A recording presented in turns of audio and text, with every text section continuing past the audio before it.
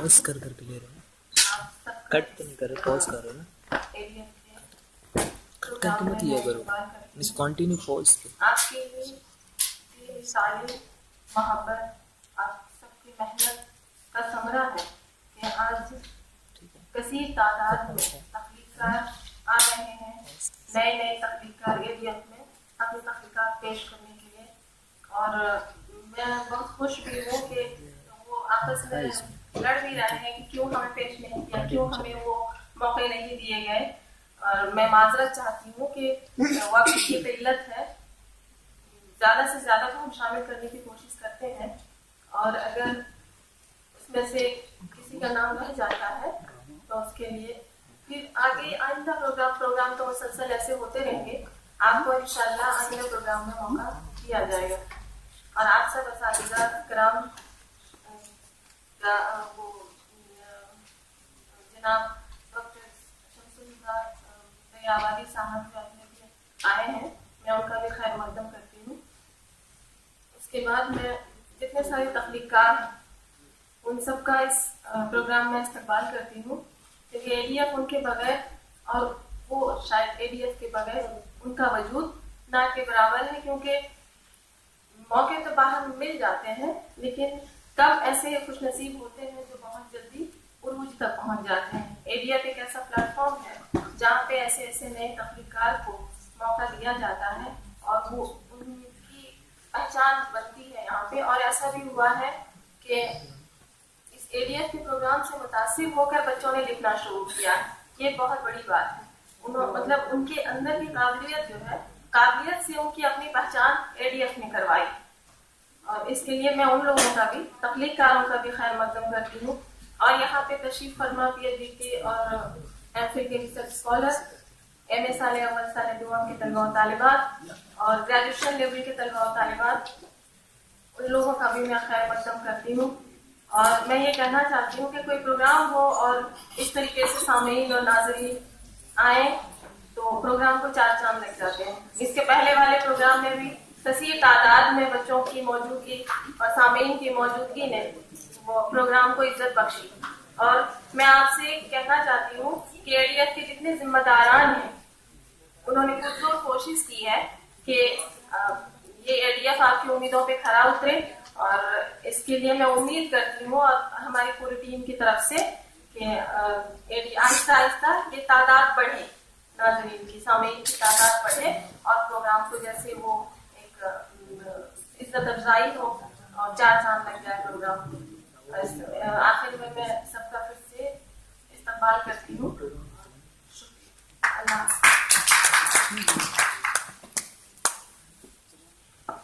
बहुत शुक्रिया। आपने एडीएफ की इफादियत और अहमियत पर भी लोगों की तवज्जो मरकूज की। जाहिर सी बात है, एडीएफ कई हवालों से बहुत ही अहमियत का हामिल है, क्योंकि जिस दिन से इसका कयाम अमल में आया और प्रोग्राम शुरू हुआ, तरह तरह की तब्दीलियां हम सब तलबा में रूनुमा हुई, वाक़िअ हुई, जिसमें से खुद एतमादी के हवाले से, ज़बान बयान के हवाले से तमाम सलाहियतें सामने आई। अफसाना, बहुत अच्छे अफसाने लिखे गए, इन शायरियों की तरफ लोगों ने ज़हन को मबजूल किया। अभी आपके सामने फिरोज ने इतनी अच्छी नात पेश की और अपनी तख्लीक के एतबार से आप अभी शेरी नशिस्त में देखेंगे कितनी अच्छी नज़में आपके सामने आएंगी। अफसाना खानी का मुजाहरा होगा तो जाहिर बात है वो सब आपके ही दरमियान है और आप सब ने उसको आंखें जो है खोल करके महसूस भी किया है। इसमें हमारे असातिज़ा किराम का बहुत अहम रोल रहा है और उसके साथ साथ तलबा बिरादरी, तलबा तालिबात सबका भी बहुत बड़ा रोल रहा इस साज़गार माहौल को बनाने में। जहाँ बच्चे खड़े होते थे लड़खड़ाने में, आवाज लड़खड़ाते थे, आवाज में लर्जिश होती थी, लेकिन आज खुद एतमादी के साथ, आइन शीन काफ की अदायगी के साथ यहाँ खड़े होते हैं। ये सब आप सब के हम तमाम तलबा अपने असातिज़ा किराम के एहसानमंद हैं। अब आइए, जो सेशन शुरू होने वाला है अफसाना निगारी के हवाले से, जिसमें मजमून भी पढ़ेंगे तरह तरह के तलबा, इसकी सदारत फरमा रहे हैं जनाब हुमरान अहमद साहब। मैं गुजारिश करूंगा कि आप शह नशीन पर तशरीफ लाएं और उसके बाद जनाब निसार साहब से हम मुल्तमिस हैं, इश्तियाक अहमद हैं, मोहम्मद सलीम हैं, मोहम्मद नसीम हैं, तमाम साथियों से गुजारिश करता हूं कि आए और अपनी तख्लीकी सलाहियतों को बेहतरीन तरीके से यहाँ पर अंजाम दें। महताब आलम से गुजारिश कर रहा हूं तो भी तशरीफ लाएं।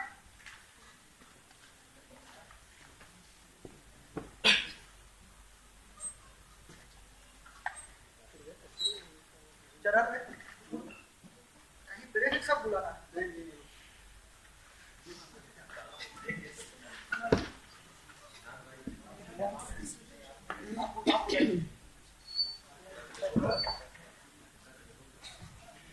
सैफुल इस्लाम से गुजारिश करता हूं कि वो भी तशरीफ लाएं।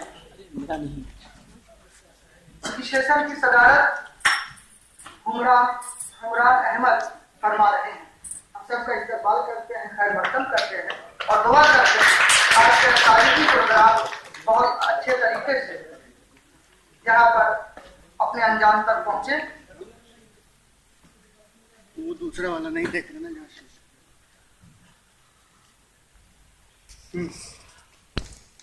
सबसे पहले मैं इससे कबल भी अधूरा सफर पेश किए थे पिछले मरतबा, बहुत अच्छा अंदाज था और हर हवाले से उसमें फिक्र की बातें थी, लोगों को सोचने पर मजबूर कर दिया था निसार अहमद ने। इस बार भी मैं गुजारिश करता हूँ कि निसार अहमद तशरीफ लाएं, अपने अफसाने को हम सबके सामने पेश करें। निसार अहमद।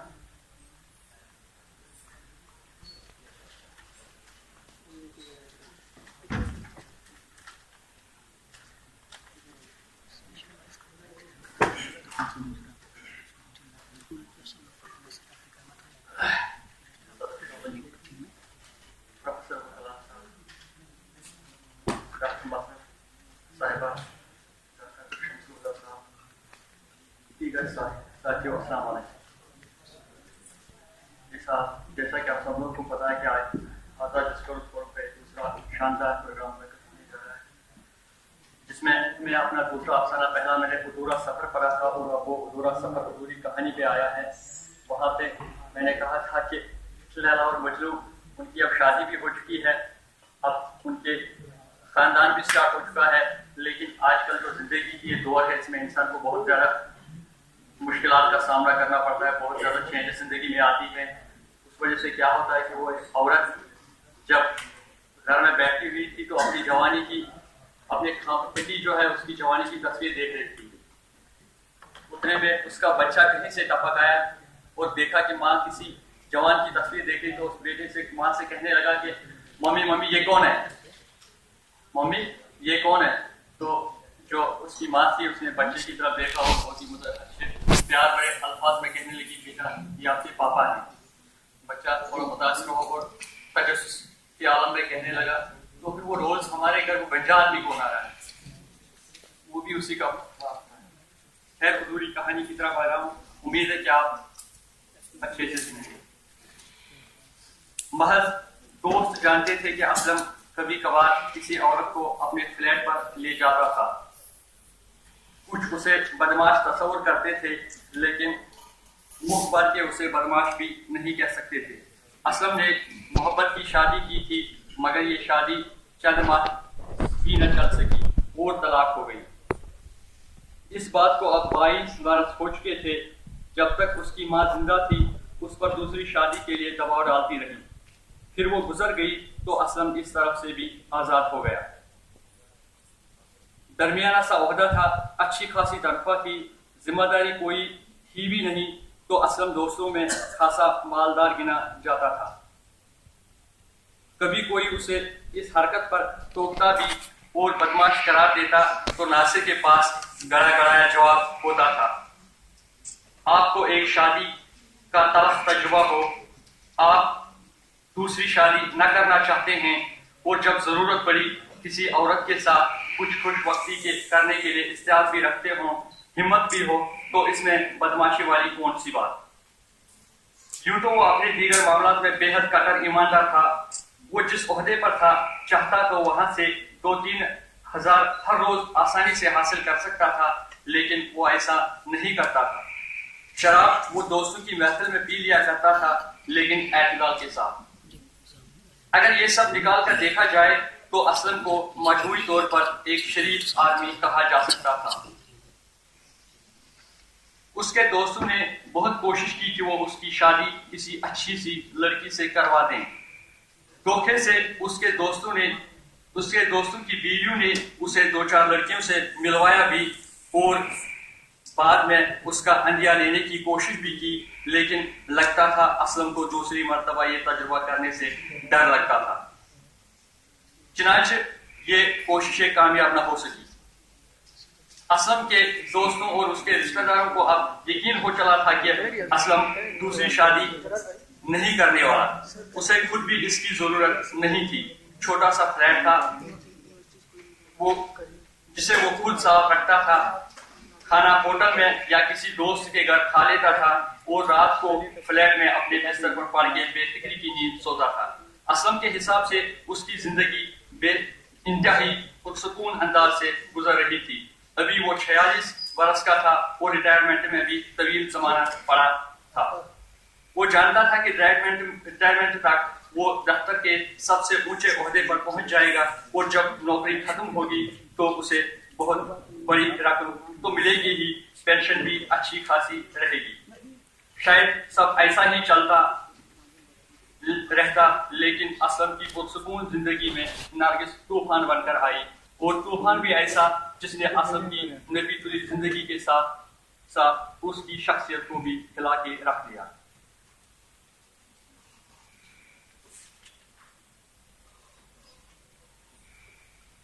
नरगिस असलम से उम्र में कोई 12 बरस छोटी थी। मास्टर्स करते ही उसी के दफ्तर में मुलाजिम हो गई थी। नरगिस बहुत हंसमुख थी और अक्सर औकात बेतहाशा हंसती थी। 3-4 हफ्तों में ही उसने दफ्तर में बहुत सारे दोस्त बना लिए थे।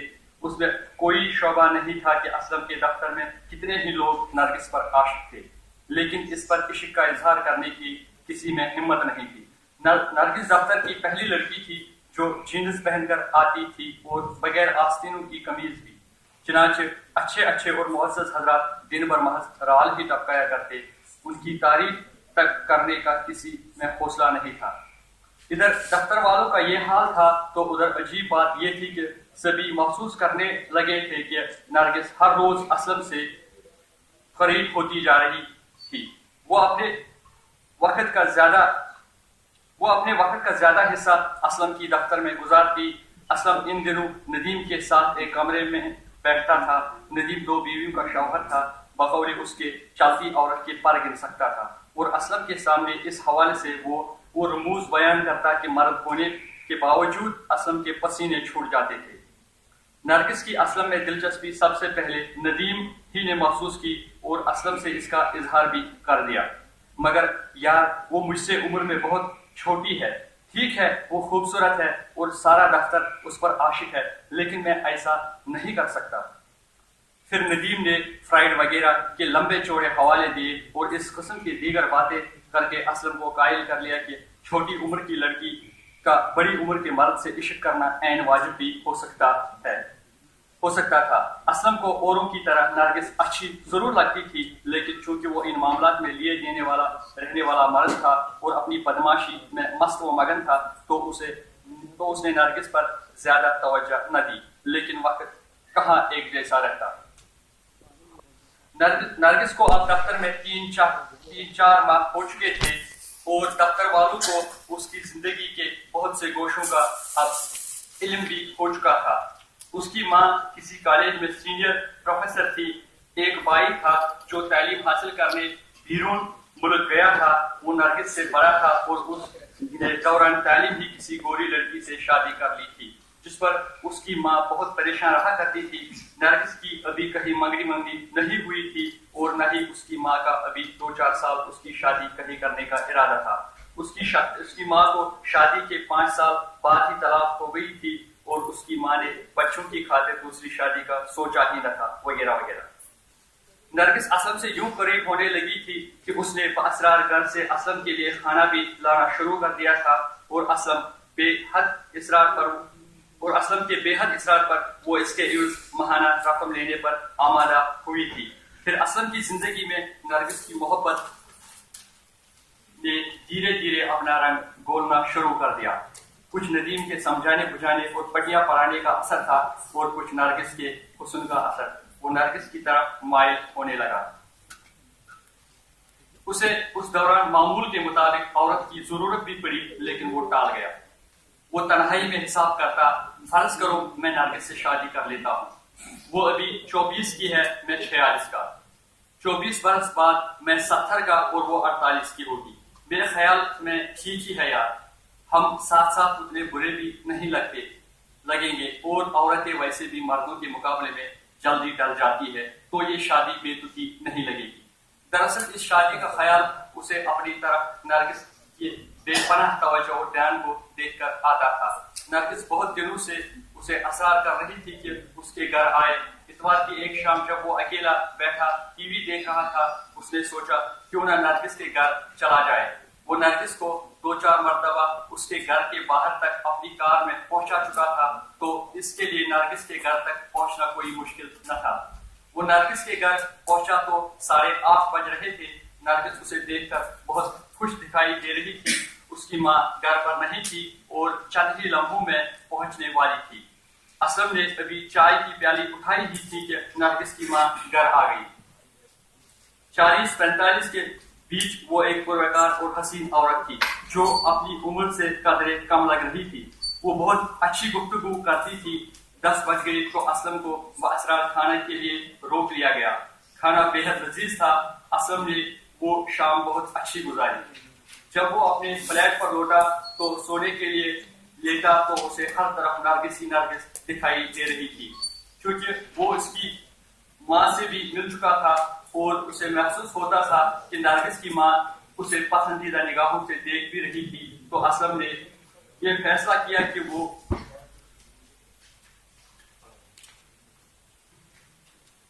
कि वो 2-4 दिन में नरगिस की माँ से नरगिस का हाथ मांगेगा। बज़ाहिर इनकार की कोई बड़ी वजह दिखाई नहीं दे रही थी। असलम के हिसाब से उसकी उम्र उतनी ज्यादा नहीं थी, ओहदा भी मुनासिब था, तनख्वाह भी अच्छी खासी और सबसे बढ़कर नंद और सास वाला कोई झगड़ा भी न था। असलम के ख्याल में वो नरगिस के लिए एक इंतहाई ऐलान रिश्ता था, जिसे उसकी माँ को फौरन कबूल कर लेना चाहिए। उसने नदीम से मशवरा किया तो उसने भी असलम को नरगिस के लिए इंतहाई मौजूम करार दिया। असलम अब हवाओं में उड़ने लगा। उसने मुनासिब समझा कि नरगिस को बुला कर ये बता दे कि वो आज शाम उसके घर आने वाला था। उसे नरगिस के चेहरे पर शफक फूटती दिखाई दी तो ये बताने की जरूरत ही महसूस नहीं की, बल्कि सिर्फ इतना कहा, नरगिस मैं आज शाम जिस मकसद के लिए आ रहा हूँ तुम्हें शाम को ही बताऊंगा। उसे लगा नरगिस जैसे कुछ मजीद शर्मा सी गई हो। असलम को नरगिस पर उस लम्हा बड़ा प्यार आया और उसने कहा, तुम्हारी अम्मी बहुत अच्छी औरत हैं और मुझे उम्मीद है वो हमेशा अच्छी ही रहेगी। नरगिस मजीद शर्माई और बोली, आपने उन्हें पसंद कर लिया तो उन्होंने भी आपको बहुत ही पसंद किया है असलम साहब। वो बहुत अच्छी औरत हैं, आप उनके साथ बहुत खुश रहेंगे, वो आपको बहुत प्यार देगी। असलम का मुंह हैरत से खुला रह गया। वो उस शाम नरगिस के घर नहीं गया, बल्कि अपनी कार चलाता हुआ चौक की तरफ निकल गया, जहां से उसे कुछ वक्ती के लिए कोई ना कोई औरत मिल जाएगा।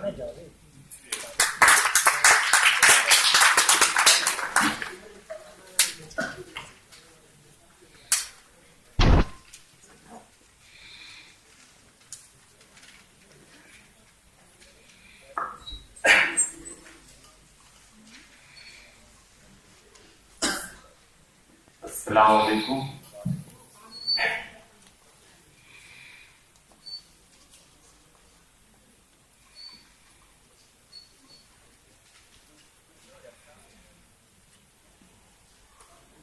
अब मैं इस प्रोग्राम की अगली कड़ी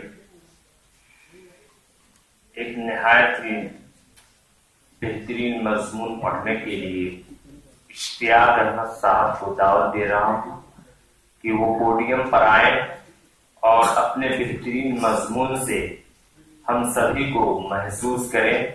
इश्तियाक अहमद अब पोडियम पर।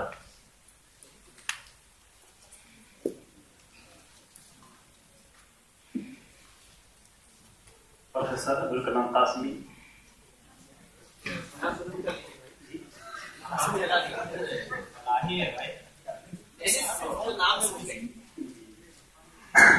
सबसे पहले हम सर का शुक्रिया अदा करते हैं कि सर हमेशा हमारी हिम्मत अफजाई करते रहते हैं कि हम पहली मरतबा हिस्सा ले रहे हैं, और जब भी मुलाकात होती है बोलते हैं कि इश्तियाक में हिस्सा नहीं ले रहा, कुछ करो लिखो।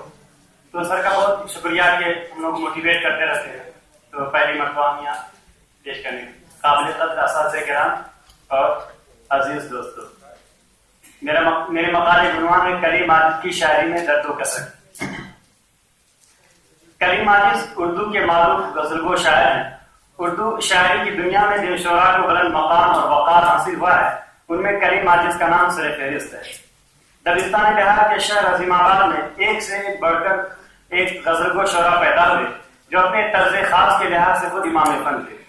दबिस्तान अजीमाबाद की कोख से एक ऐसा शायर पैदा हुआ जिनकी शायरी दर्द व कसक, रंजो अलम और सोज़ गुदार से लबरेज है। वो है सानिए मीर करीम आजिज, जिनकी शायरी का तज्जिया करीम आजिज के उस्ताद खास अल्लामा जमील मजहरी ने इस तरह किया है।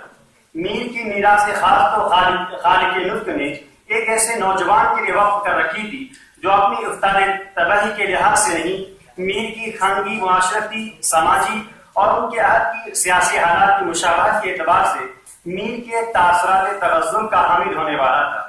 करीम आजिज गरचे 4 साल मेरे स्टूडेंट पटना यूनिवर्सिटी में रहे, मगर इस जमाने तालिब इल्म से कबल पहली मरतबा 1950 ईस्वी में मंगल तालाब के एक महफिल सखन में देखा था, जहां नवासंजान अजीमाबाद अपनी नवासंजी से बज़्म को गर्मी सखन बख्श रहे थे कि दफतन इनके हुजूम से एक सहमे सहमे नौजवान ने बड़े सहमे सहमे अंदाज में गजल सिलाई शुरू की, और मेरे कान खड़े हो गए कि मीर की ये आवाज अजीमाबाद के एक नौजवान के गले से कैसे निकल रही है, और उसकी नौजवानी ने मीर के बुढ़ापे को कैसे अपने अंदर भर लिया है। इक़्तिबास था। करीम आजिज ने जिस माहौल में आंखें खोली और हवाले जमाना से दो चार हुए, जिसने उससे हमेशा की खुशी व शादमानी छीन ली, चुनांचे वो अपने दर्द व गम को हल्का करने के लिए गजल का सहारा लेते हैं और गुनगुना कर कल्बी सुकून हासिल करते हैं। वो कहते हैं, जहां गम मिला उठाया फिर उसे गजल में ढाला, जहां गम मिला उठाया फिर उसे गजल में ढाला, यही दर्द सर खरीदा यही रोग हमने पाला। उनकी शायरी में बावक़ार और पुरएतमाद लहजा मिलता है। तर्ज़े कौन इख्तियार करने के साथ तामीर नौ से उन्होंने रिश्ता नहीं तोड़ा है। कदीम रिवायात के पहलू ब पहलू जदीद अक़दार का भी उन्होंने पासो लिहाज रखा है। गमे जाना और गमे दौरा का हसीन इंतजार उनकी शायरी में मिलता है। करीम साहब ने क्या बेहतरीन नक्शा खींचा है। सुलगना और शहर जल के मर जाने से क्या होगा, सुलगना और शहर जल के मर जाने से क्या होगा, जो हमसे हो रहा है काम परवाने से क्या होगा। करीम साहब के सुलगने और घुलने की कैफियत का अंदाजा मोहम्मद सलमान सिद्दीकी के इक़्तिबास से लगाया जा सकता है। वो लिखते हैं, यही सुलगना और घुलना करीम साहब का इम्तियाज है। करीम साहब ने अशार में बहुत कुछ कहा है, सियासत को छेड़ा है, अपने अखलाकी गिरावट पर नक़्द किया है, बेमुरब्बती और जोर व जफ़ा के शिकवे भी किए हैं, जुल्म और जौर को आईना भी दिखाया है, मोहब्बत की तालीम भी दी है, अदीबों और शायरों को हकीकत पसंदी और गम इंसानियत को बांटने की तलकीन भी की है। लेकिन हर जगह करीम की जबान दर्द की जबान बनकर चलती है, और बात जो भी हो कमाल सलीका के साथ कही जाती है। बादशाह है बेसलीका हो करीम, बादशाह है बेसलीका हो करीम, बात कहने का सलीका चाहिए। फिराक गोरखपुरी जो उर्दू अदब के नाम और शायर हैं, उन्होंने भी मीर की पैरवी की भरपूर कोशिश की और किसी हद तक कामयाब भी हुए। करीम आजिज की सलीकामंदी, हुस्न बयान और खुलूस मोहब्बत का एतराफ करते हुए लिखते हैं, उनका कलाम मुझे इतना पसंद आया, मुझे तकलीफ सी होने लगी और करीम साहब पर गुस्सा आने लगा, वो क्यों इतना अच्छा करते हैं। उनके इस जुर्म और कसूर के लिए मैं उन्हें कभी माफ नहीं कर सकता। इतनी धुली हुई जबान, ये गुलावट, लबो लहजा का जादू जो सिर्फ इंतहाई खुलूस से पैदा हो सकता है, इससे पहले मुझे कभी इस मौजूदा सदी में देखने या सुनने को नहीं मिला था। मैं उनका कलाम सुनकर खुद अपना कलाम भूल गया। मज़कूरा बाला एतबार से जाहिर होता है करीम आजिज ने अपनी दुरीदी जबान, गुलावट, लबो लहजा और खुलूस शायरी में जो दर्द पैदा किया है उनको वही समझ सकते हैं जिन्होंने करीम आजिज की जिंदगी का मुताला किया होगा। और बेचारगी के आलम में जो उन्होंने 1950 ईस्वी में अपनी शायरी का आगाज किया था, कुदरत ने उन्हें इतना वसी ज़हन अता किया था कि इतने बड़े हादसे के बावजूद उन्होंने शायरी में जा बजा उल्फत और मोहब्बत के गुल खिलाए हैं। वो कहते हैं, हम तो मिट्टी से उगाएंगे मोहब्बत के गुलाब, हम तो मिट्टी से उगाएंगे मोहब्बत के गुलाब, तुम अगर तोड़ने जाते हो सितारे जाओ। मुसलमानों की ज़ब्र-ओ-हाली, जुल्म ज़्यादती और हुकूमत की दोगली पॉलिसियों का शिकवा जा बजा अपनी शायरी में किया है, लेकिन साथी व मैकदा की पैराए में, महबूब व माशूक के इस्तियारे में आला ज़र्फी की हद तो यह है वो अपने दुश्मनों को दोस्त, प्यारे, जाना, हमनशी और साथी जैसे अल्फाज से मुखातिब करते हैं। जब तक तो कसक की लय तेज हो जाती है तो संजीदगी से कहते हैं, ये समुंदर है किनारे ही किनारे जाओ, ये समुंदर है किनारे ही किनारे जाओ, इश्क हर शख्स के बस का नहीं प्यारे जाओ। यूं तो मख्तर में तमाशाई बहुत आते हैं, आओ उस वक्त जबकि पुकारे जाओ। वो तो कहिए हमने रखी आशियाने के लिए, वरना इतनी आग काफी थी जमाने के लिए। बात नकात बगैर सोचे समझे करीम आजिज की शायरी पर सतहियत का इल्जाम लगाते हैं। करीमुद्दीन अहमद जिनकी शमशीर तनकीद से शायद ही कोई शायर व अदीब हो जिनके बाद से घायल न हुआ, लेकिन उस नकात बेरहम से भी करीम साहब ने अपने आप को मनवाने में कामयाब हो गए। करीमुद्दीन अहमद रहमतुल्लाह है, उनकी तरकीबें ऐसी सीधी सादी होती हैं कि मफहूम फौरन ज़हन नशी हो जाता है। यह नहीं कि उनके अशआर सती होते हैं, बल्कि अल्फाज और तरकीबों और मानी के दरमियान कोई पर्दा नहीं, बल्कि यूं कहिए उनके अल्फाज ऐसे शफाफ हैं कि मानी को निगाहे गरज अंदाज पा लेती है। अक्सर उनके शेरों में लफ्जों का तो एक सतही मफहूम होता है, उसके साथ ही एक दूसरा मफहूम होता है, दोनों बैक वक्त समझ में आ जाते हैं। करीम आजिज गमे जाना को गमे दवा बनाने का हुनर जानते हैं। बज़ाहिर उनकी शायरी में महबूब से छेड़छाड़, साथी और महकदा, बाब खिज़ां, गुल बुलबुल का जिक्र मिलता है, लेकिन वो बिलुमूम किसी बड़े हादसे, अलमनाक सानहे, जुल्म नारवा या किसी दिल दहलाने वाले वाक़िया के ज़ेर असर और इंसानियत की मिटती हुई कदरों को पामाल होते हुए देखकर तिरमिना होते हैं और जुम्बिश कलम के जरिया अपनी गज़ल में पेश करते हैं। सैयद अली अब्बास दियाजी रिटायर्ड उनकी गज़लों पर तबसरा करते हुए लिखते हैं, और गज़ल भी इस अनोखे अंदाज की होती है कि समझने वालों के लिए मर्सिया होती है, मगर ओछी नजर रखने वालों के लिए महज किया शायरी, जिसमें मीर साहब की गज़लों की तरह सिर्फ रोना और गाना है और कुछ नहीं। गच में से इत्तेफाक नहीं करता हूँ, मीर की शायरी है। अब उनकी 1972 ईस्वी की कही हुई एक सादा सी गज़ल की चंद अशार और फरमाइए जो आप तो फर्क रखने वालों के लिए किस कदर माना खेज है, मगर पिछले मकतब या पीरे नाबालिग के लिए शायद उसका खेज हो।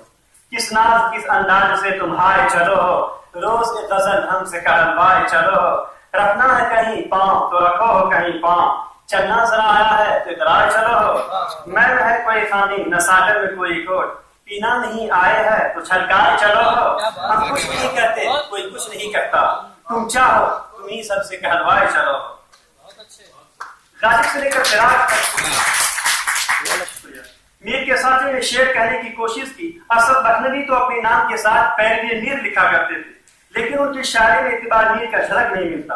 कन्हैयालाल कपूर लिखते हैं, करीम आजिज दौरे जदीद के पहले शायर हैं जिन्हें मीर का अंदाज नसीब हुआ है। उनकी गज़लों के तेवर न सिर्फ मीर की बेहतरीन गज़लों की याद दिलाते हैं, बल्कि हमें उस सौदोगुजार से भी रोशनास कराते हैं जो मीर का खास हिस्सा था। मिसाल के तौर पर उनकी ये गज़ल मुलाहिज़ा फरमाइए, बयां जब करीब अपनी हालत करे है, गज़ल क्या पढ़े है क़यामत करे है, भला आदमी था बेनादान निकला, सुना है किसी से मोहब्बत करे है, कभी शायरी उस करनी न आई, उसी बेवफा की बदौलत करे है। बिलाशुबा करीम आजिज ने गज़ल को एक नया आहंग दिया है। उनका शुमार उन शुरा में किया जा सकता है जिन्होंने उर्दू गज़ल को संवारने और निखारने में नुमाया किरदार अदा किया है।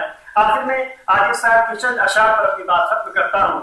मेरी शायरी में न रफ़्स जाम न मैं की रंग फिशानियाँ, मेरी शायरी में न रफ़्स जाम न मैं की रंग फिशानियाँ, वही दुख भरों की हिकायतें वही दिल जलों की कहानियाँ, ये जो आहो नालो दर्द हैं किसी बेवफा की निशानियाँ, ये जो आहो नालो दर्द हैं किसी बेवफा की निशानियाँ, यही मेरे दिन के रफीक हैं यही मेरी रात की रानियाँ।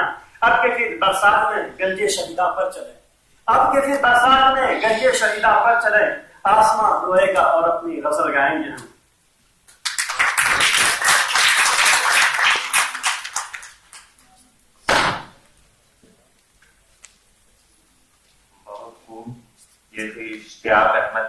निहायत ही पुरमग्ज और शानदार मज़मून पढ़ रहे थे कलीमुद्दीन अहमद पर, कलीमुद्दीन आजिज पर। अब मैं एक बेहतरीन अफसाने के लिए महताब आलम फैजानी एमफिल को दावत दे रहा हूं। और उससे पहले आज का ये प्रोग्राम, जैसा कि हम सभी जानते हैं कि प्रोफेसर अब्दुल कलाम साहब के मानवता के सदर और खुद प्रोफेसर लगा हुआ है, तो प्रोफेसरशिप की खुशी में और साथ ही साथ कल्चरल इवेंट हुआ, सकाफती प्रोग्राम हुआ उस जश्न बहारा के नाम से, उस तमाम का तमाम प्रोग्राम के चेयरमैन जो है सर को बनाया गया।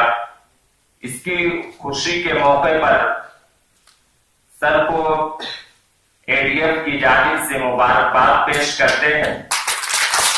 और साथ ही साथ इस प्रोग्राम में एक खास बात यह है कि आज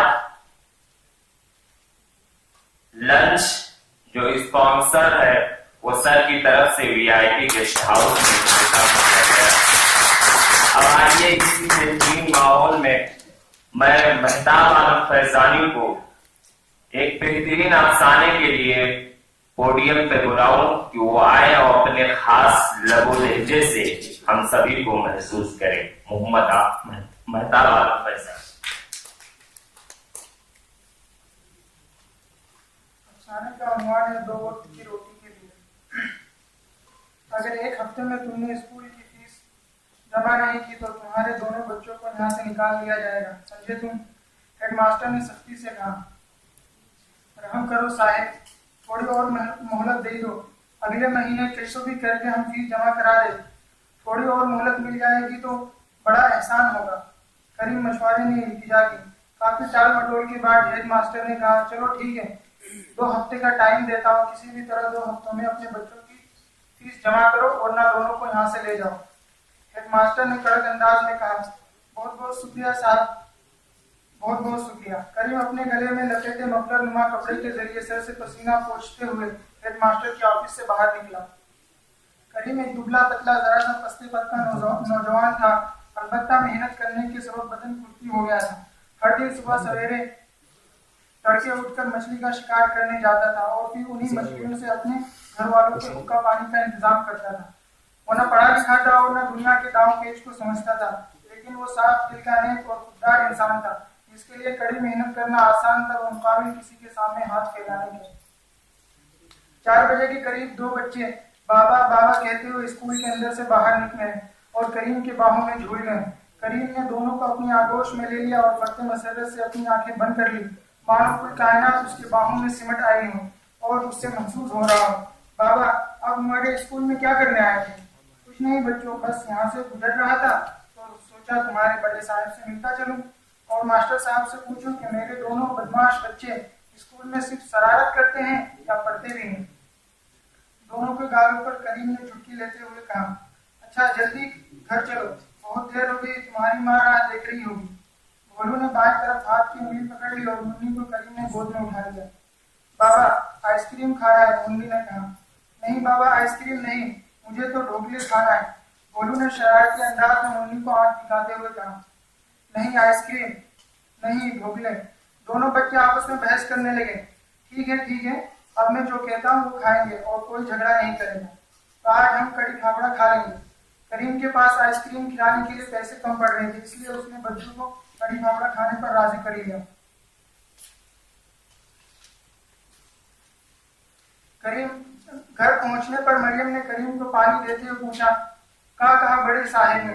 मरियम खूबसूरत बाहया पाक दामन घरेलू शोहर की फर्माबरदार खातून थी, जो अपने घर को संवारने में कोई कसर बाकी नहीं रखती थी। अगर 2 हफ्ता में पूरी फीस नहीं जमा की तो वो हमारे बच्चों को स्कूल से निकाल देना। करीम की आंखें नमनाक हो गई। अरे ऐसे कैसे निकाल दिया? अभी 2 हफ्ता में इतना सारा पैसा का इंतजाम कहाँ से हुई? आजकल मछलियां भी बहुत कम मिला थे, एक तो आमदनी नहीं, ऊपर से घर का खर्च, बचपन की फीस और हमारी ये मनहूस बीमारी। जो ठीक होने का नाम ही नहीं लेते। कहाँ से सब होगा? फिक्र मत करो, ऊपर वाला चाहे तो सब बढ़िया हो जाए। अपना खर्च कम कर देंगे। कम कर देंगे? और कितना कम? दिन में खाना तो पहले ही ना पकाते, अब का भागा कर भी। करीम ने रोते हुए कहा, कुछ ना कुछ रास्ता निकल आएगा, चलो खाना खा लो। मरियम ने दिए की लो को थोड़ा ऊंचा कर दिया। आंगन में दोनों बच्चे लालटेन की रोशनी में पढ़ाई कर रहे थे। पेड़ की शाखें झूम रही थी। गर्मी का मौसम था। दिन में जब लोहे की छत तपती तो घर आग की भट्टी मालूम होता। रात के वक्त भी घर में गर्मी लगती। दरवाजे में जंग लगने की वजह से जगह जगह सुराख हो गया था। दरवाजे पर एक बहुत पुराना टाट का पर्दा था जो काफी बोसीदा हो गया था। घर की दीवारों से अब चूने के साथ प्लास्टर भी गिरना शुरू हो गया था। खिड़की का एक पट टूट जाने की वजह से दिन में गर्म हवाएं आती। सहन में दाखिला दरवाजे के बाएं तरफ बांस की पट्टी से बनी हुई 2-3 टोकरियां रखी हुई थी। करीब में बगैर प्लास्टर की हुई दीवार पर एक खूंटे पर मछली मारने वाली जाल लटक रही थी। दरवाजे से 20 कदम की दूरी पर दाएं तरफ ही एक पुराना कुआं था जिसकी मुंडेर की दीवार बहुत पुरानी हो गई थी। पास ही एक लोहे की डोर रखी थी जिसकी पेंदी बकसरत इस्तेमाल से घिस कर नापैद हो चुकी थी। जो नारियल का मोटा रस्सा डोल से बंधा हुआ था वो इतना रगड़ा जा चुका था कि पानी खींचते वक्त कभी भी टूट सकता था। सिया आसमान में सितारे इस तरह टिमटिमा रहे थे जैसे किसी ने कुमकुमे लगा रखे हों। हवा किसी कदर तेज थी जिसकी वजह से गर्मी का एहसास कम हो रहा था। इर्द गिर्द की पूरी फिजाओं में खामोशी छाई हुई थी और दूर कहीं से ट्रैक्टर के चलने की आवाज खामोश फिजा को छींटती हुई कारों में कभी तेज और कभी मध्यम सुनाई दे रही थी। करीम खाना खाकर निकला और बच्चों के पास बैठ गया। अपनी बीड़ी खत्म करने के बाद जाल को दुरुस्त करने लगा। सवेरे ही शिकार पर जाना था। आज पतवार घर लाया था, इसमें थोड़ी मरम्मत की जरूरत थी। करीम पतवार को उलट पलट कर देख रहा था। फिर वो सोचने लगा, इस पतवार के सहारे उसकी नैया चलती है या उसकी जिंदगी भी तो बगैर पतवार के उस कश्ती के मालिक है जो मझदार में हिचकोले खाती रहती है। पानी के थपेड़े कब उसे उलट दें कुछ पता नहीं। मुन्नी की अम्मा का अंदाज है। मरियम भागते हुए आई। ए जी, ये रोटी लेते जाना, खा लेना, लेकिन सिर्फ रोटी ही है। मरियम ने मायूस को निगाहों से करीम की तरफ देखते हुए कहा। करीम दरवाजे से निकलने लगा तो मरियम ने कहा, अच्छा सुनो, दोपहर में आराम कर लेना, आजकल धूप बहुत ज्यादा हो रही है, थोड़ी देर सुस्ता लेना। ठीक है। मरियम की निगाहें दूर तक करीम का ताक़ुब करती रही। शाम में करीम थका हारा घर आया। पूरे दिन मुसलसल शिकार करने की वजह से उसकी हालत खस्ता हो गई थी। धूप की गर्मी और सूरज की तपिश ने उसे निढाल कर दिया था। मरियम ने कंधे से जा और सर से टोकरी उतारते हुए कहा, बहुत थक गए हो, मुंह हाथ धो लो, पानी लाती। पानी हलक से उतर ही नहीं रहा था। ऐसा लग रहा था कि गले में कांटा फंसा हुआ है। आज पूरा दिन हम शिकार करते रहे मगर हमारी किस्मत ही खराब है। एक भी बड़ी मछली जाल में नहीं फंसी। सांस हो गई और हम खाली हाथ। करीम बदन निजाल होकर अपनी गर्दन पेट और दोनों राहों के दरमियान घुसाए उकड़ बैठा था। हल्की सिसकियों की आवाज सुनाई दे रही थी। मरियम भागती हुई आई। क्या हुआ, काहे रोवत हो? ऊपर वाला सब ठीक कर देगा, मरियम ने दिलासा देते हुए कहा। स्कूल की फीस जमा नहीं हो पाई जिसकी वजह से दोनों बच्चों को स्कूल से निकाल दिया गया। शाम में जब करीम घर आया तो बच्चे उसकी गोद में सर रखकर बहुत देर तक रोए। करीम अपनी लाचारी को कोस रहा था। वो कर भी क्या सकता था, मगर हाथ पर हाथ धरे बैठना भी तो मुनासिब न था। इसलिए करीम आज सवेरे एक बार फिर जाल लेकर निकल गया। पूरा दिन गुजर गया और आखिर में मायूसी ही हाथ लगी। शाम जब वो शिकार से घर लौटा तो उसकी तबीयत कुछ नासाज थी। धूप में लगातार रहने की वजह से उसका चेहरा बुझ गया था। दवाई खत्म होने की वजह से उसकी खांसी में इजाफा हो गया था। आज कई बार उसे लगा कि खांसते खांसते उसका कलेजा मुंह को आ जाएगा। घर आने पर मरियम ने पानी दिया। एक घूंट पीते ही अपना सीना जोर से पकड़कर मरियम मैं सांस नहीं ले पा रहा। उसकी आवाज गले में ही फंस गई। क्या हुआ, बैठो। अचानक हाथ से गिलास छूट गया और करीम अपने सीने पर हाथ रखे जमीन पर गिर गया। थोड़ी ही देर में उसके मुंह से खून निकलना शुरू हुआ और चंदी लम्हों में उसका जिस्म ठंडा हो गया। मरियम की आंखों के सामने अंधेरा छा गया। घड़ी भर में उसकी दुनिया वीरान हो गई। बेहिस और हरकत मबूस से उसे देखती रही। फिर अचानक बच्चों को रोता देखकर उसको होश आया और वो भी दाढ़ी मारकर रोने लगी। मरियम ने अपनी सारी चूड़ियां जमीन पर पटक कर तोड़ दी। बच्चों की आंखें रोते रोते सूज गईं। तसल्ली रख बेटी, ये तो मुकद्दर में लिखी चीज है, इसको कौन भला टाल सकते है। आज नहीं तो कल हर एक को परमात्मा के वहां जाना है। तू मत रो, ऊपर वाला बड़ा मालिक है, वो सब ठीक कर देगा। बस कर बेटी बस कर, और कितना रोएगी। अपना नहीं तो इन बचपन का ख्याल कर। ना बेटी ना, अपने को जुल्म ना कर, शारदा ने तसल्ली देते हुए कह रही थी। रात 1 बजे तक पड़ोस की औरतें मरियम को तसल्ली देती रही। रोने की वजह से मरियम बार बार बेहोश हो जाती। औरतें उसके चेहरे पर पानी का छिड़काव करके उसको होश में लाती। होश में आते ही वो फिर छाती पीट कर रोना शुरू कर देती और रोते रोते फिर से बेहोश हो जाती। ए राखी, इधर आ तो जरा, मरियम को उठाकर चारपाई पर ले चल। का हाल हो गया है बेचारी का, रोते रोते आधी जान हो गई है। राखी मरियम को चारपाई पर लिटाकर तर कपड़े से उसका चेहरा साफ करने लगी और उसके परागंदा उलझे बालों को सुलझाते हुए कह रही थी, सब भगवान की लीला है, किस्मत का खेल है।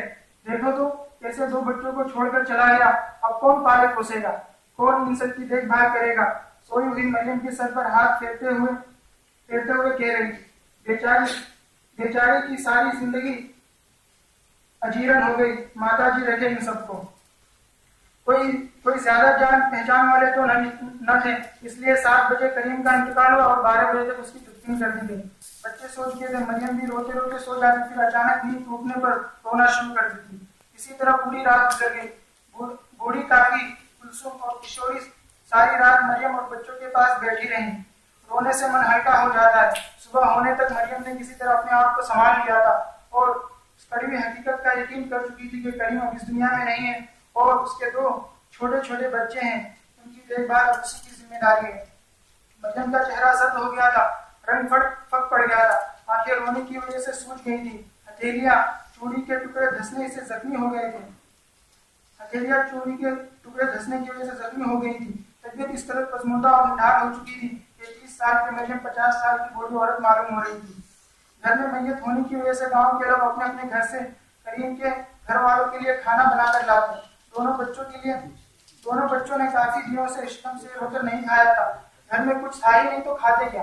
लेकिन जब करीम का इंतकाल हुआ तो कई घरों से अनवा अक़साम के खाने आते। मुन्नी और भोलू पेट भरकर खाते थे। जिस दिन करीम मरा था, रोने की वजह से भोलू को बहुत ज्यादा बुखार हो गया था। उसके बाद से आए दिन उसको बुखार चढ़ता उतरता रहता। एक दिन उसे बहुत ज्यादा बुखार हो गया। पूरी रात गुजर गई लेकिन बुखार उतरने का नाम ही नहीं। सुबह मरियम पड़ोसी रामू काका को साथ लेकर अस्पताल गई। डॉक्टर साहब, देखो ना, हमारे लाल का बुखार कम नहीं हो रहा, कैसा तप रहा है मेरा लाल, जल्दी करो, कुछ कीजिए डॉक्टर साहब। फिक्र मत करो, अभी इंजेक्शन दे देता हूँ, बुखार जल्दी उतर जाएगा। मामूली सा बुखार है, आप घबराओ। दवाई लाने के बाद भी भोलू की तबीयत में कोई खातिर सुधार नहीं आया। घर में खाने का सामान तो बिल्कुल न था, अनाज के सारे डिब्बे खाली हो चुके थे। मरियम सोचने लगी, अब कहाँ से खाना आएगा, दवाई कहाँ से लाऊंगी, आखिर कोई कब तक हमारी मदद करेगा, हमको खाना खिलाएगा। करीम की मौत के बाद मरियम गांव के साहूकारों के बर्तन धोने पोछा लगाने साहूकारी को वहाँ घर के बर्तन धोने और पोछा लगाने का काम करने लगी। इस काम के बदले चंद कौड़ियां उसके हाथ पर रख दी जाती और 2 वक्त का खाना मिल जाता। गांव के साहूकार लोग झाड़ू पोछों के अलावा और भी कुछ हासिल करने की कोशिश करते थे। एक दिन इसी तरह मरियम मुरारी के घर में बैठकर पोछा लगा रही थी। नाइट में उसकी कमीज कमर से थोड़ी सी हटी हुई थी। अचानक उसको चूटी काटने की तरह महसूस हुआ। घबरा कर पीछे मुड़ी तो आवाज भागता हुई। पसीने से तरबतर उसके हाथ पैर कांपने लगे। घड़ी भर में वो इस कदर पसीने में गर्क हो गई जैसे किसी ने डोल भरकर पानी उसके ऊपर उंडेल दिया हो। उसी वक्त वो वहां से घर की तरफ भागी और घर आकर दरवाजा जल्दी से बंद कर लिया। उसकी सांस तन्नूर से निकलने वाली गर्म हवा के मानी थी। उसके सीने के नशीबो फराज से लग रहा था कि वो कितनी देर छोड़कर अपने घर आएंगे। खौफ का यह आलम था कि उसे मालूम ही नहीं हुआ कि मुरारी के घर से कब निकली और अपने घर कब पहुंची। कुछ देर बाद उसको होश आया तो वो बहुत रोई। शाम ढले मरियम कुएं से पानी निकाल रही थी, तभी मुन्नी दौड़ते हुए आई। अम्मा भाई तेज तेज सांसें ले रहा है, मुझे बुला रहा है। मरियम डोल भरा पानी वही फेंक कर भागी भागी भोलू के पास गई। भोलू बेटा, क्या हुआ हमारे लाल को? वो भोलू अम्मा अम्मा कराते हुए चिल्ला रहा था। भोलू के सर पर हाथ लगाया तो उसका सर तप रहा था। मुन्नी जल्दी से पानी ला बेटी। हाँ ला रही अम्मा। मरियम सर कपड़े की पट्टी भोलू के सर पर रखने लगी और कपड़ा भिगाकर जल्दी जल्दी उसके हाथ पैर पोंछने लगी। मुन्नी रोने लगी। मरियम एक तरफ भोलू के सर पर भीगा हुआ कपड़ा रखती जाती तो दूसरी तरफ मुन्नी को चुप करा रही थी। जब 2 घंटे के बाद भोलू का बुखार कम हुआ तो मरियम बाहर दरख्त के नीचे बने चबूतरे पर जाकर बैठ गई। मुन्नी ने सुबह से कुछ नहीं खाया था। अपने बीमार भाई को देखकर उसे अपने अब्बू के मरने का दिन याद आ गया। जब उसके अब्बू मरे थे तो अच्छे अच्छे मजेदार खाने मिलते थे। चाची बाजी सब अपने घर से बहुत सारा खाना लाती थी और मैं खूब पेट भरकर खाती थी। भोला चाचा तो बाजार से जलेबी और ढोकले भी लाते थे। राशिद भाई मेरे लिए चॉकलेट और टॉफी लाते थे, लेकिन अब कुछ नहीं है। जब भूख की शिद्दत ने मुन्नी को बेहाल कर दिया और उसके हाथ से सब्र तहम्मुल का दामन छूट गया तो अपनी अम्मी के पास गई। मरियम अभी भी चबूतरे पर बैठे कहीं गुम थी। अम्मा अम्मा अम्मा भाई कब मरेगा? मरियम को लगा जैसे वो बड़ा सा पेड़ उसके सर पर गिर गया और वो जमीन में धंसती जा रही है। उसकी आंखें खीरा हो गई। नजरों के सामने खूब अंधेरा छा गया।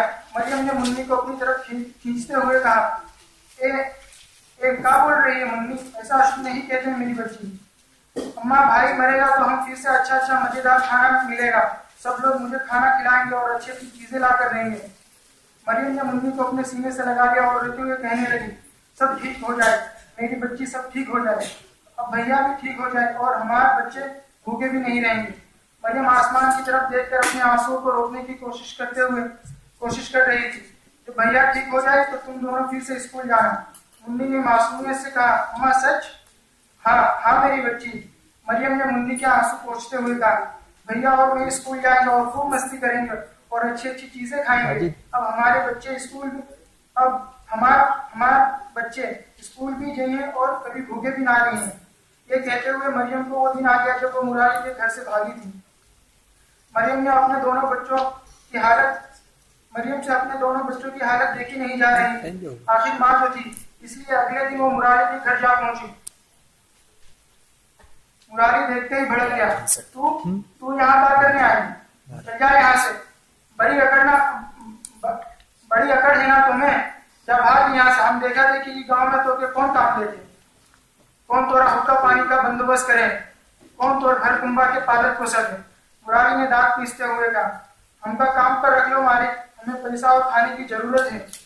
मुरारी ने चेहरा फेरते हुए कहा, तो के काम देने और नागिन को दूध पिलाने में कोनो फर्क नहीं है। तुम्हारे आगे हाथ जोड़े थे, तुम्हारे पाँव पड़े थे मालिक, काम दे दो। सचमुच काम करेगी? हाँ मालिक, मरियम ने थर्राई हुई आवाज में कहा। मुरारी मरियम को इसी तेज निगाहों से देख रहा था कि मुकम्मल कपड़े होने के बावजूद मरियम अपने आप को बढ़ना महसूस कर रही थी। मुरारी ने एक फातिहाना हंसी के साथ कहा, चल ठीक है।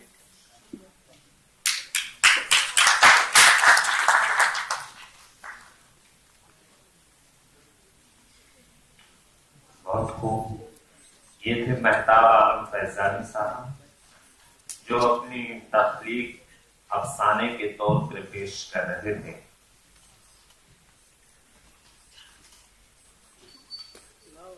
इस फोरम की तश्कील का बुनियादी मकसद ये है कि जिसमें हम अपनी तहकीकी, तनकीदी और तनकीदी सलाहियतों का मुशाहिदा कर सकें। आज के इस प्रोग्राम में एक फन का इजाफा किया गया है, यानी अदाकारी, जिसमें हमारे दरमियान कुछ लोग मिलकर एक ड्रामा पेश करेंगे और एक पैगाम के साथ अपनी अदाकारी के जौहर भी दिखाएंगे। आज का ये प्रोग्राम अपने अंदर एक खास किस्म की रंगारंगी भी रखता है, क्योंकि हमारी तबीयत को भी कुदरत ने ऐसा ही बनाया है कि जिसमें मुख्तलिफ रंगो आहंग हैं, क्योंकि variation is the spice of life. यही वो प्लेटफॉर्म है जहां से जर्रे आफ्ताब महताब और कतरे जो है समंदर बनते हैं, जिसको डॉक्टर इकबाल ने इस तरह कहा है, इंसानों की तरक्की को देखते हुए कि उरूजे आदम खाकी से अंजुम सहमे जाते हैं, उरूजे आदम खाकी से अंजुम सहमे जाते हैं ये टूटा हुआ तारा महे कामिल न बन जाए। अब आइए इसी सिलसिले की अगली कड़ी को मैं पेश करूं, जिनसे मेरी मुराद मोहम्मद सलीम साहब हैं कि वो आए और अपनी तहलीक अपने अंदाज में पेश करें। अब पोडियम पर मोहम्मद सलीम साहब।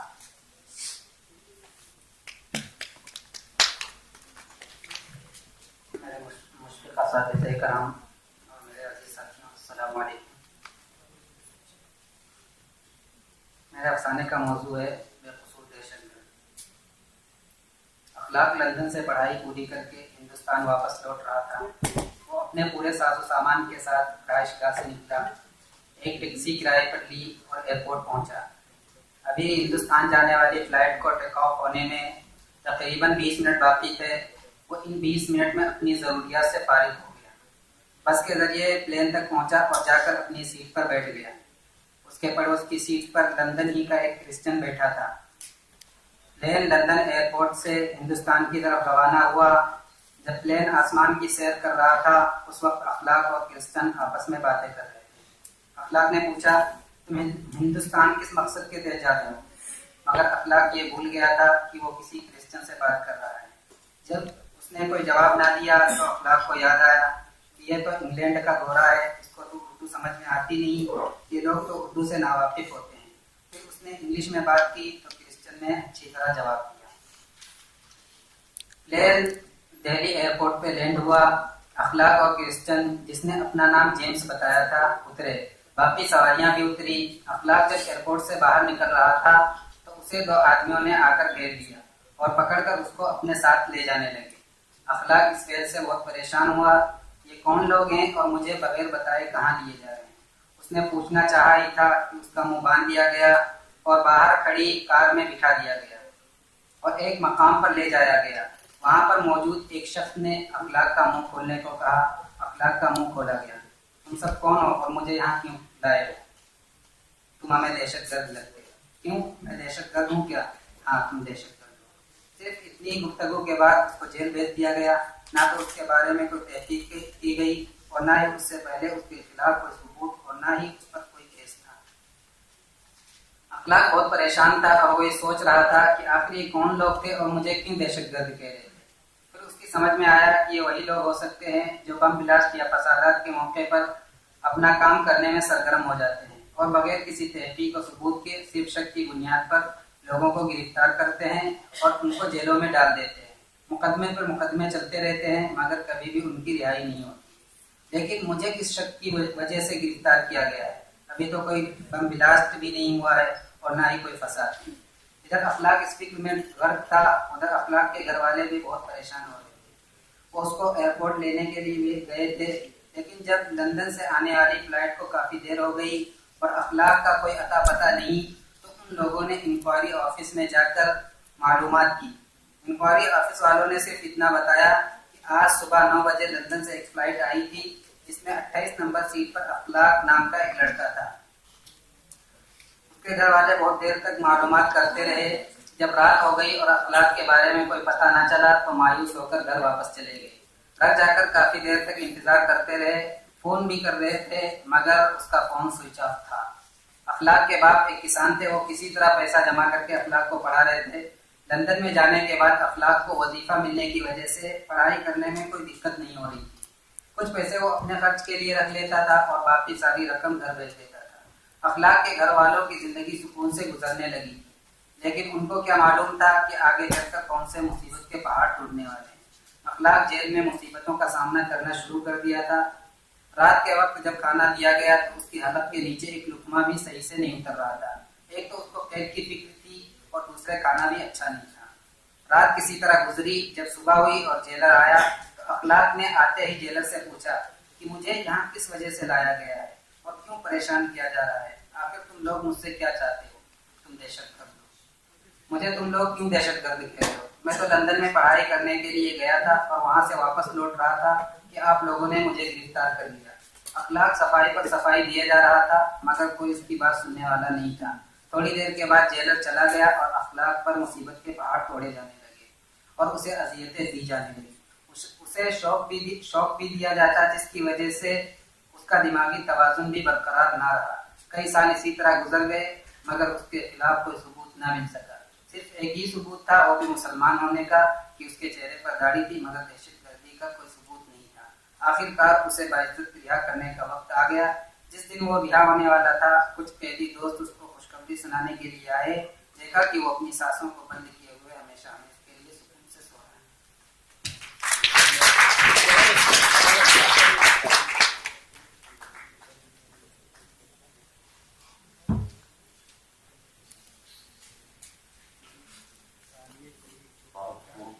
मोहम्मद सलीम साहब एक बेहतरीन अफसाना